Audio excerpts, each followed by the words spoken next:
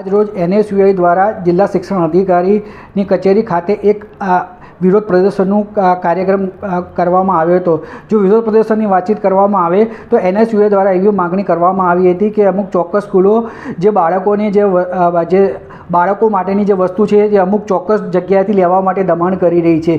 જે રીતે સમજો અત્યારે શિયાળાની સિઝન છે તો સ્વેટર છે અને બીજા પુસ્તકો છે, દફતરો છે, તે બધી સ્કૂલ દ્વારા કહેવામાં આવે છે કે અમુક ચોક્કસ દુકાન પરથી જ લેવામાં આવે છે। પણ અહીંયા વાલીઓને કહેવું એવું છે કે જે ચોક્કસ દુકાનમાંથી લઈએ એના કરતાં બજારમાં વસ્તુ સસ્તી મળતી હોય છે। તો એને લઈને આજ રોજ NSUI દ્વારા એક વિરોધ પ્રદર્શનનું આયોજન જિલ્લા શિક્ષણ અધિકારીની કચેરી પર કરવામાં આવ્યું હતું અને એક આવેદનપત્ર આપવામાં આવ્યું હતું અને જિલ્લા શિક્ષણ અધિકારીથી ખાતરી લેવામાં આવી હતી કે ભવિષ્યમાં આવી રીતે કોઈ દિવસ કોઈ સ્કૂલ એમને વાલીને ફરજ નહીં પાડી શકે કે આ વસ્તુ અહીંયાથી લેવાની છે।